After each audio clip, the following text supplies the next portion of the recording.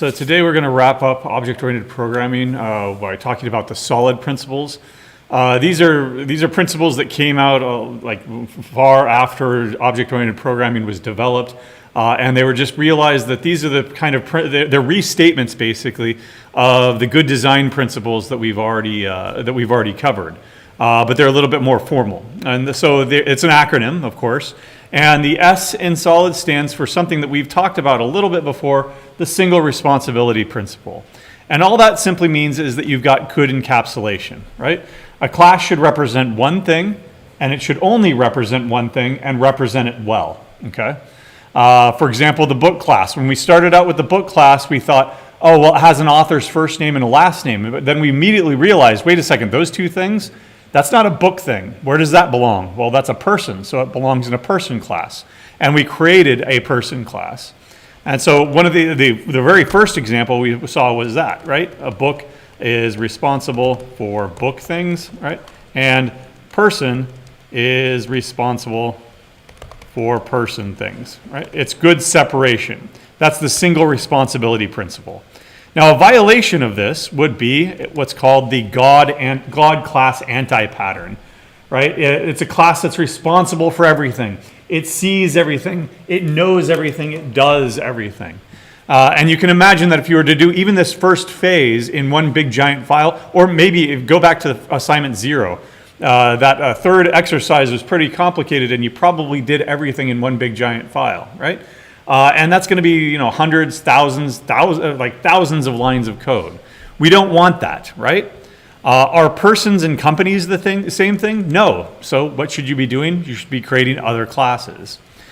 Be careful, right? You still need to have good modeling and composition, right? For example, one thing that we noticed on a lot of design documents, we weren't given a lot of information on what classes were going to be created, right? So, for example, how do you represent a person in a company, say, company class? All right? So how are you doing it right now? And if you gave us enough information on this, we would have given you feedback of, nope, that's wrong, or yes, that's correct, right? How are you, somebody volunteer, how are you representing a person in a company class right now? No? Is it a string? Right? Better not be, right? Is it a UUID? By the way, there is a UUID class in Java. You should use it to ensure that all the UUIDs are correct, right? This is also wrong, right? How should you represent a person? Well, in class, we have a person class already, right? That's your starting point. It should be a person, right? And I'm not giving any secrets here at all, right? It's just that hopefully you paid attention enough to that book demo that you are making that into a proper person. Now, what is a person? Well, they've got a first name, last name, phone number, and a bunch of emails, right? That's another good question. How are you representing emails? How are emails represented, right? A single string, wrong, right? I said emails, right? So what should you be doing on that? What are you doing? Oh, yeah, what are you doing? I'll call on you. A list of? Okay, yeah, that's fine, right? So good, you're on the right track. Now, if you had that in your design document, we would have said, oh yeah, that's good, right? However, if you didn't put any information in there, we wouldn't have given any feedback at all because it wasn't there, right? Finally, the one last thing I'll note on your assignment for this week, right, is you're going to have to load data. You're going to have to convert data. You're going to have to save data. How many things did I just say? 3. How many classes do you think you should have at a minimum? 3, right? So actually, we'd be okay with at least 2, since the conversion of data is the same thing as saving data, right? You're going to convert it and then immediately put it out to a file, right? So remember those principles. Remember this design principle, especially for this phase of the project. You can go overboard, right? Hopefully you've seen this acronym before, the Yagni principle. You can over-engineer things. You ain't going to need that, right? And the classic example that I give is, well, what about a name, right? Burke said that any two pieces of data needs a class. So last name and first name are two pieces of data. Thus, I should have a name class. All right. That's going way too far, right? A person class is sufficient. They have a first name, last name, maybe a middle name, a phone number, etc. Why complicate it and have a name just to have a first name and a last name, right? It goes back to the Yagni principle. You ain't gonna need it, right? Don't do that. Another part of the single responsibility principle, because it is just good encapsulation, avoid leaky abstractions, right? And the way that I usually present this is by saying that code should not require users to use it in a specific way, right? For example, this would be a terrible design. If I were required to call initialize math before you called any math function, right? Why should I be required to do that? The math library should exist by itself, right? That it's leaking out some abstraction, that it has to do some setups, that it has to define a bunch of things before it can actually be used. No, the math library should be responsible for that stuff because it is a math library thing, right? If I had something like that, that would be a leaky abstraction because I've leaked information to the outside world. Here's another example that's more germane to your project. Ooh, you know what? I'm in the wrong. Let's go ahead and change my workspace. If you've never seen this before, you can have multiple workspaces, and I do, right? So I've got a workspace for my labs, I've got a workspace for my personal projects, I've got a workspace for, you know, previous semesters or whatever. And all a workspace is a location on your hard drive or your wherever you're storing everything, and it's just a folder with a bunch of projects in it. All right? It does take a while to load up, but there, now we're back to our code that we've been building since the beginning of the semester. Let me go back in and let's go ahead and look at that person class one more time. There's the person class, right? Now, I don't have support here for emails, but I'll go ahead and take your idea and add support for emails, right? A private list of strings, right? List of string, right? Emails, right? Now, I'm going to have to import that. Now, there are a couple of ways that I could do this that are not entirely wrong, but there are better ways of doing it, right? So for example, I've got my regular constructor right here that just takes a last name and a first name. I'd better initialize that list. This.emails is equal to new array list, right, of strings. I'll just go like that. There we go. That's sufficient, right? Now, alternatively, what I could have done is I could have, now as I've got it right now, they don't have any emails whatsoever. But I could have generated a constructor that took all three of those things, right? And then I copy those things over, okay?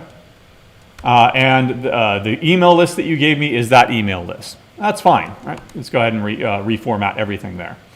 But if it's okay to do something like this, but let me show you that it's better to do something like this, right? Initially, right? What I'm going to do is I'm going to add another mutator method here that allows me to add emails as I go along. Public void add email, right? And string email.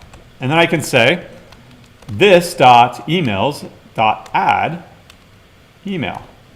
There.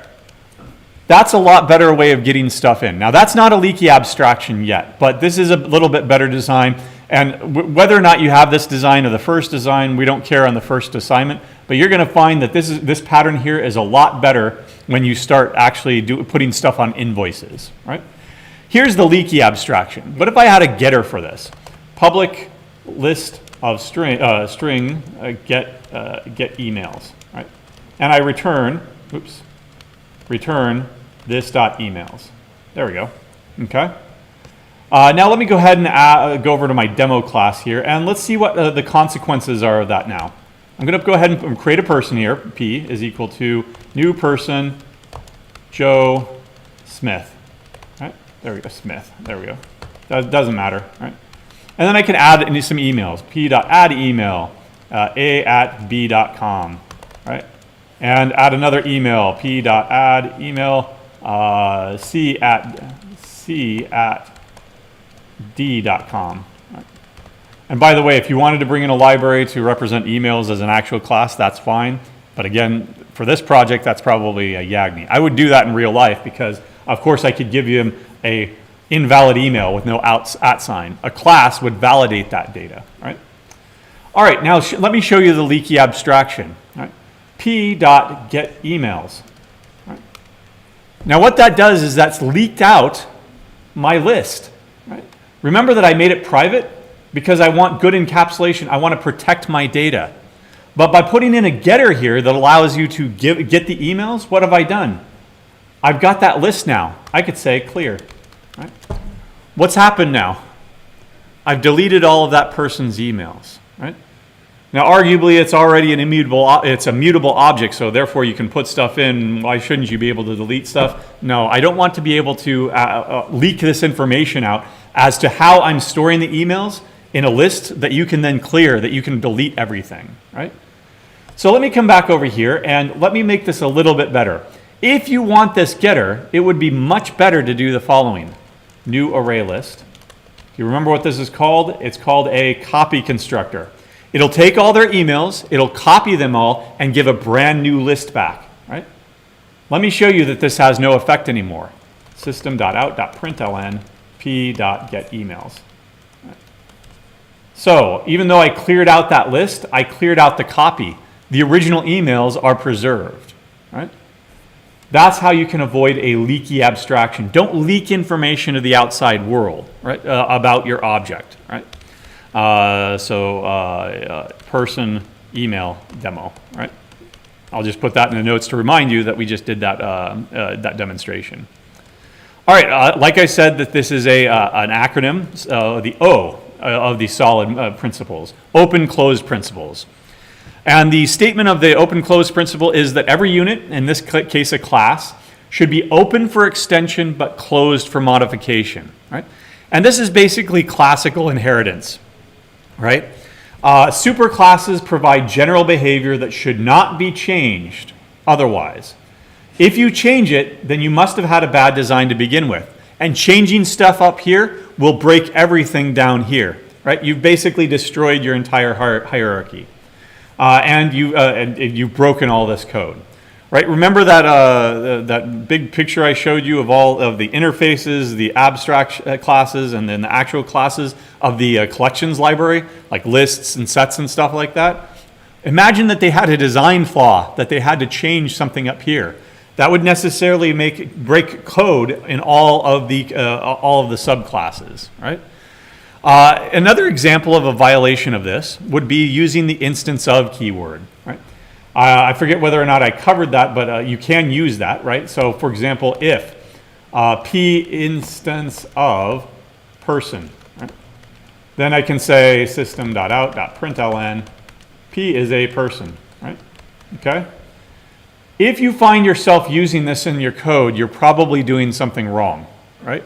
The instance of keyword is necessary in one case that I will show you, and you will have to use it in your project. But otherwise, if you use this to determine the business logic of your program, then it's wrong, right? For example, going back to our stock and stock and crypto and what our asset examples, right? What if I had an object that I didn't know what instance it was? What if it was a stock? Well, then I did stock things here. If it's an instance of annuity, I did annuity things here. Or let me go ahead and replace that with crypto, right? In other words, I use the instance of keyword to determine what is its value, right? In other words, like, for example, determine its value, right? That would be absolutely wrong. That would be breaking the open-closed principle. Because every time I do that, I would have to have this big giant if-else-if statement. And every time I introduced a new class, I would have to add yet another else-if, else-if, else-if. Right? Where does stock stuff belong? It belongs in the stock class. Where does crypto stuff belong? It belongs in the crypto class. Right? It doesn't belong here. This is also wrong. Right? So also wrong. Right? Also, there we go. So if I check the object and I have some get type method here that returns a string that says I am a stock, or that returns a string that says, I am a crypto, right? I'm not using the instance of keyword, but it's the same basic anti-pattern, the same basic bad thing to do, okay?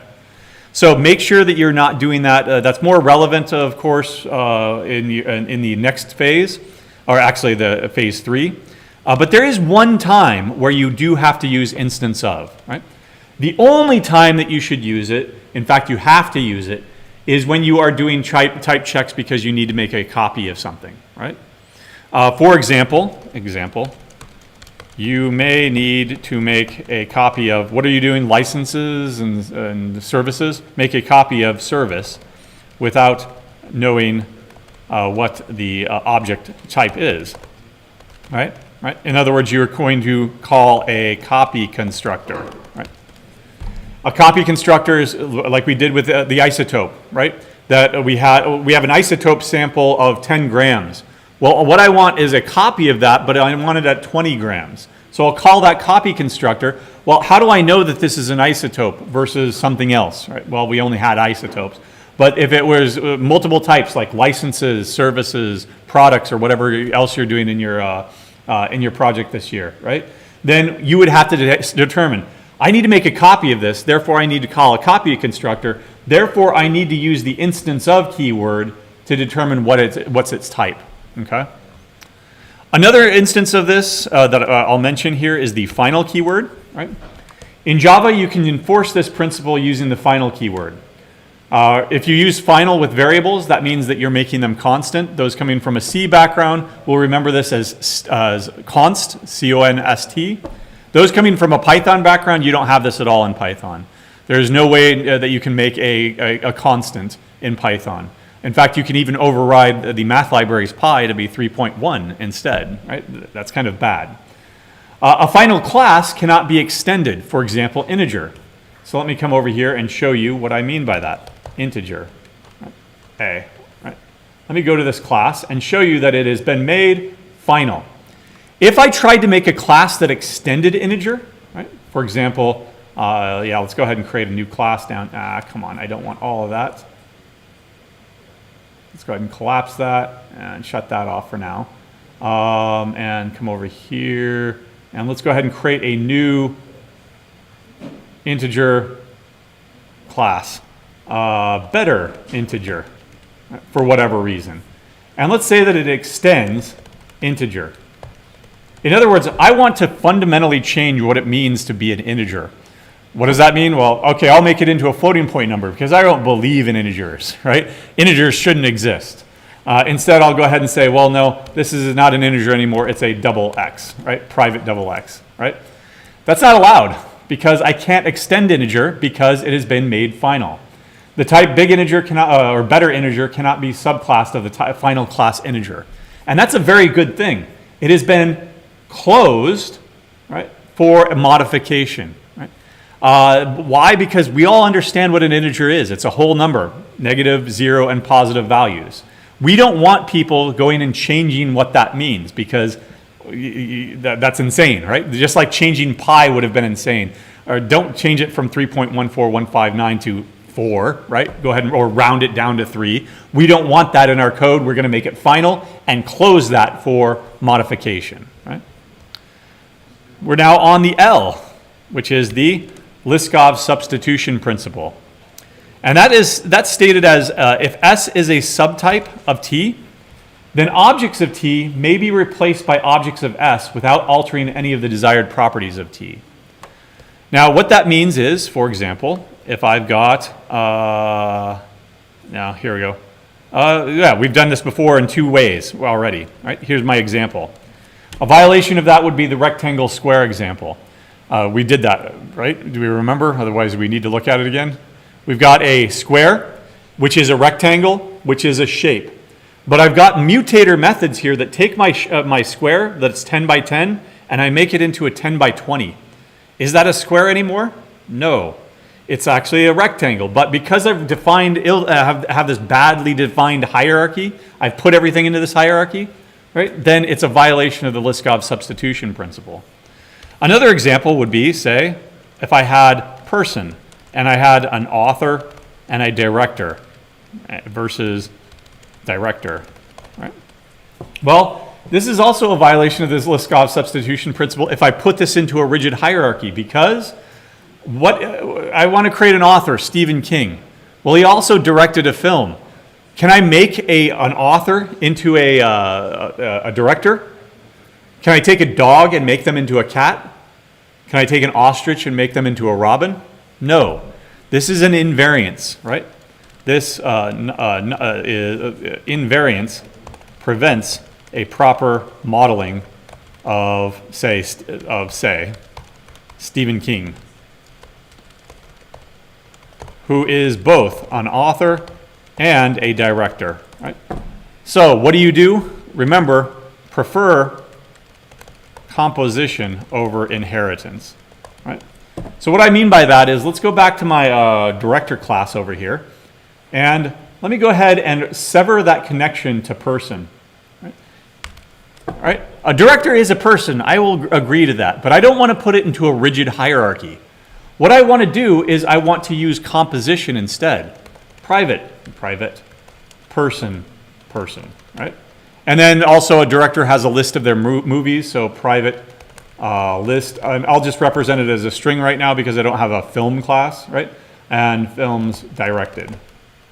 There we go. All right. Now, I still have all the benefits of code reuse because everything that's in the person class, first name, last name, emails, address, whatever else I put in there, it's still being reused over here in the director class, but I have not put it into a rigid hierarchy.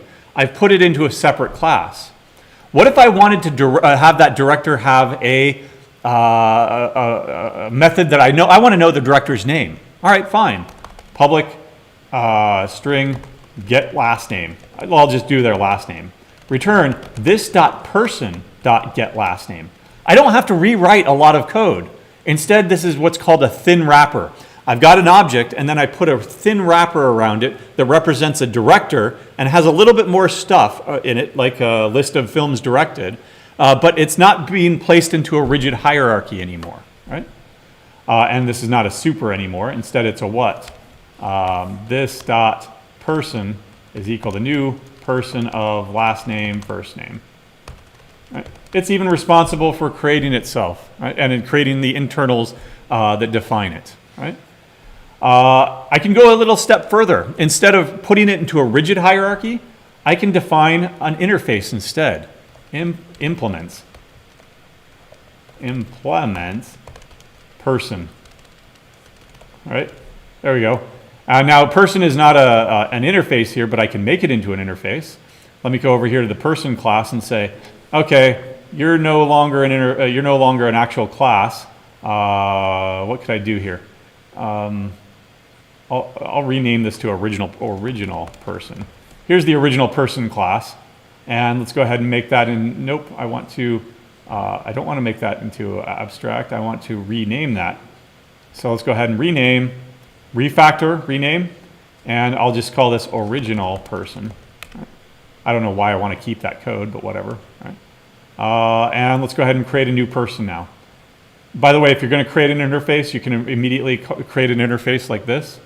And here's my person interface. Oops, person. There we go. Okay. And now what does a person do? Well, an interface is a pure abstraction. We're not going to have any state here at all, right?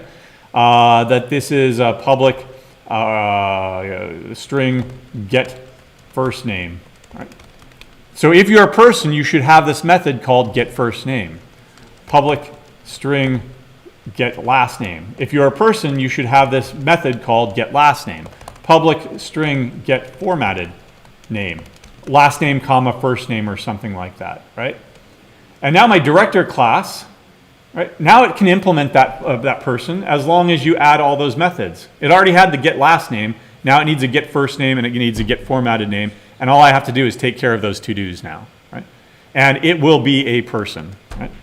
It still won't compile here because I actually got rid of, I need to get rid of that. All right, there we go. And then also that, right? And so I would have a whole bunch of refactoring to do here, but the takeaway here is that rigid hierarchy, I've destroyed it and I've made it now way more flexible. It is now conformant to the Liskov substitution principle. Right? we're almost at the end here. We've got I, right? So, by the way, again, that's why I say prefer composition over inheritance, or you can use interfaces if you're comfortable with them, right? So the I is the interface segregation principle. No client code, that is code that uses other code, right? For example, your code right now that you're writing is a client code to, say, Xstream or JSON, because you're using those libraries. No client code should depend on methods that it does not care about, right? Here's an example. If you're doing a graphical user interface, right? Suppose that you had a click event handler. In other words, there's this class here that handles when somebody clicks their mouse, right? But the interface actually has two methods that you are forced to implement, on-click and on-double-click. I don't care about on-double-click, right? My application here, that only supports single clicks. What would I end up doing with that function? I would end up implementing it and throwing an exception, right?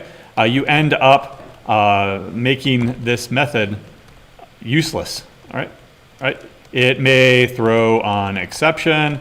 It may simply call on click, right? It could do a whole bunch of things, right? Or it could do nothing, or do nothing. Actually, that's better. Or it may be a noop. So what's a noop? Or noop. That's a no operation, right? In other words, you write a function and then it's empty. Is that a good idea? Is that clean code? That's cruft. But we've been forced to do that cruft because this click event handler interface is forcing us to do both of these methods, even though we only want to do one, right? A bad design forces you to implement both of these methods, okay? Instead, right, all interfaces should be as small as possible, right?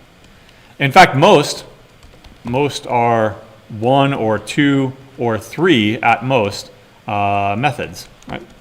So keep them as small as possible. If you only need one method, fine, that's fine. Just use that method.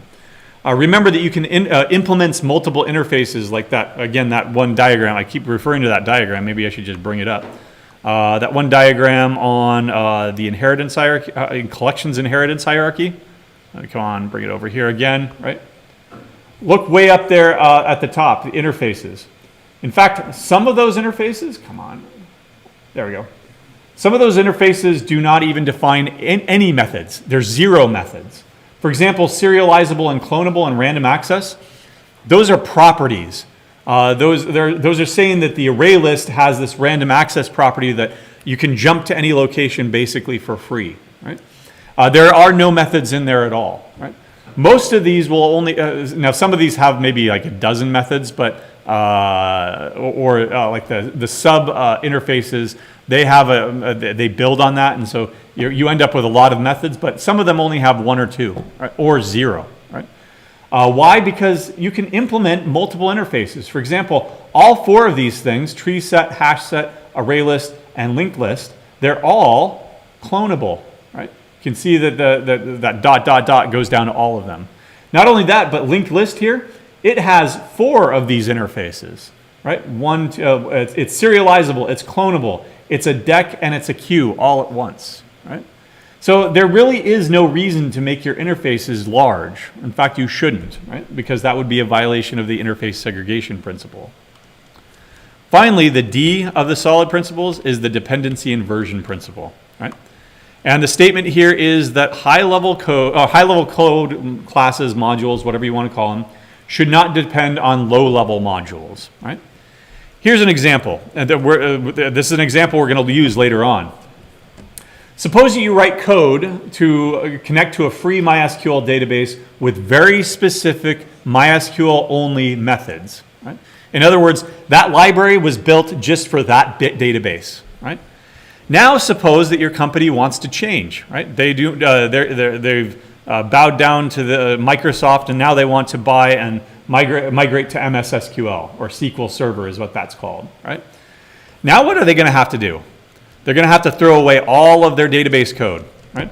They're going to have to rewrite everything, because everything that they wrote was only to this one database. Now they have to rewrite it all to migrate it over to Microsoft, Okay. What should they have done? And by the way, this happens all the time, right? This is why it's really, really difficult to change things. It's because of something called vendor lock.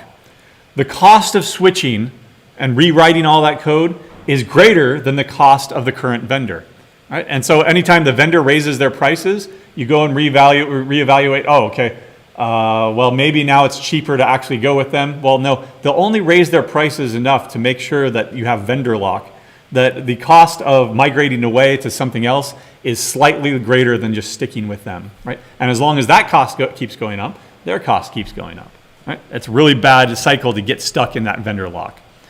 What should we have done instead?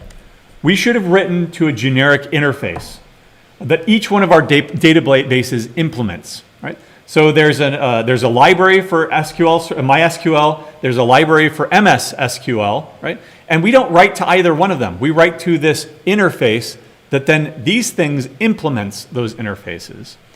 Why is it called inversion? Don't ask me. I don't think it's an inversion, but here is the picture that is usually given, right?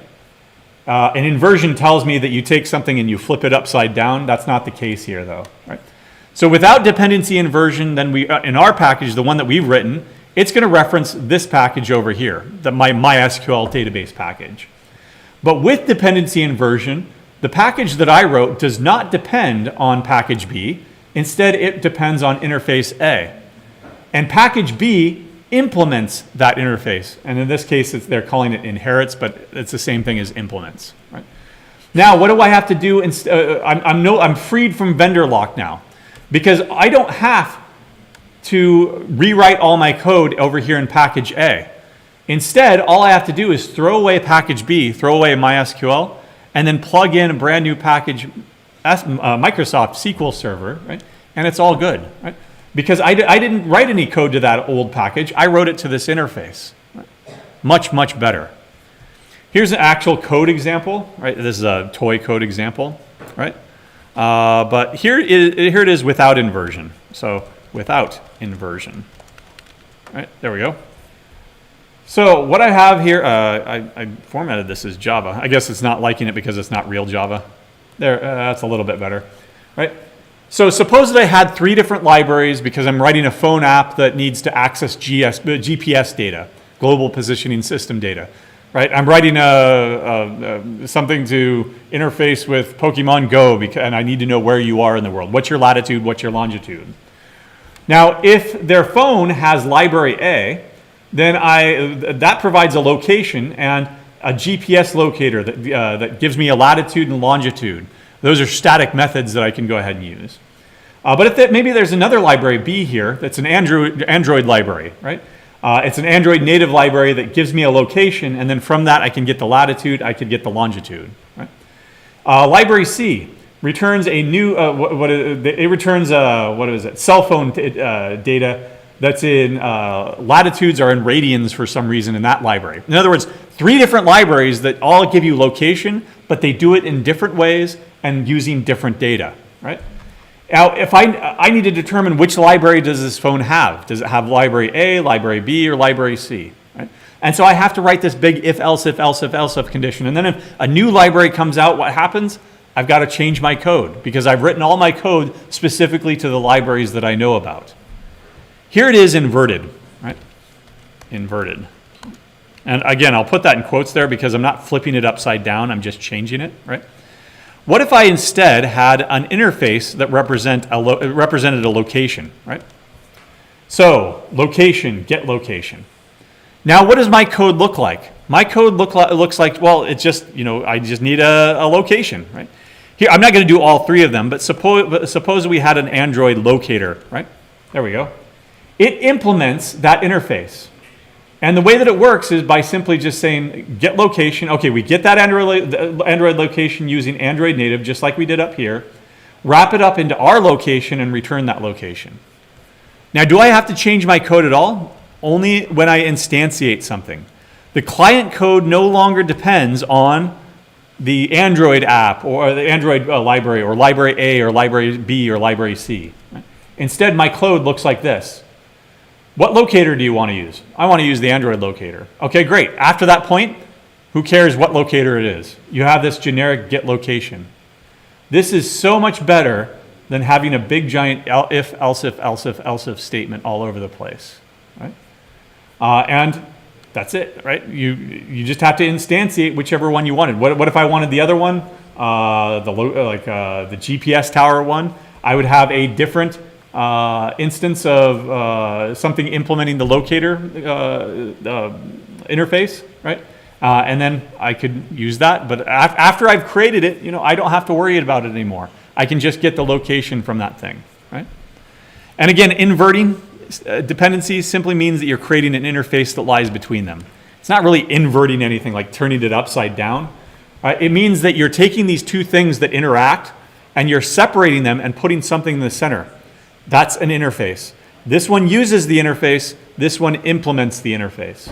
And now you don't have to have these two things tightly coupled. Right? In fact, that's what it's called. Bad things are called tightly coupled. Good things are called loosely coupled. So that software components can easily be taken out and thrown away, and a new one can be plugged in without having to worry about much of your other code. Right?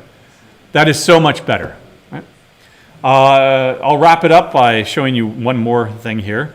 There's another one called the, come on, if I can bring it up. Stupid. Yep, there we go. Right. This is more of a fun one, but it's something, these are the things that you should have learned in CS1, basically. You wouldn't have called it stupid principles. But there are also the solid principles, and then there are the stupid principles. And the stupid principles are good principles to follow if you want terrible code. What's one of them? Now let's not go with that. Let's go with something that we would have from, say, Computer Science 1. Indescriptive naming. You still name your classes, methods, attributes, and variables properly. Don't use abbreviations. You write code for people, not for computers. They don't understand what you write anyway. Computers just understand zeros and ones. Programming languages are for humans, right? Duplication. What have I said this entire time? The DRY principle. Don't repeat yourself. So these are the antonyms. These are the opposites of good design principles. I don't know how widespread the stupid principles are. It was probably just a joke that this person made quite a while ago. But these are the things like tight coupling. That's bad, right? Untestability. It's things that you write that can't be tested at all. Premature optimization. Premature optimization is the root of all evil. There's only cost and no benefit, right? So that's for us, that kind of goes into Yagni, right? Over-engineering things, you ain't gonna need it, right? Don't over-optimize things and create too many classes, because you're making things more complex, you're giving yourself more work, and you're not getting any benefit out of it, right? So remember the solid principles and the stupid principles, and you can look up, you know what, I'll go ahead and put this into the notes, this link, in case you want to read more about it. But otherwise, they're just general principles, okay? All right. Any questions on object-oriented programming? Any questions on, we have 10 minutes here, any questions on your first phase due tonight at midnight? Then yeah, go ahead, way back there. So for the grader for updating XML files, Okay. For them, it has a very specific format with like greater than less than sign, like person and all of that. Do we need to conform to that format, or can we do a format of our own that still like shows what each series is? I'm not sure how you would change the format. XML is a highly rigid formatting, right? So if you wanted it named, I don't know, people instead of persons, that's a variation that we don't care about. But if I don't know, I'd have to see what you're thinking about. But if you're just using the library is going to take care of whatever you name your variables. That's what the library is doing. So hopefully that's a very strong hint about what variables you should be using and what the variable name should be. Variations on that are fine, right? If you called it phone number with a capital N, no, that's a bad example, right? Now the ordering doesn't matter. XML is inherently unordered, right?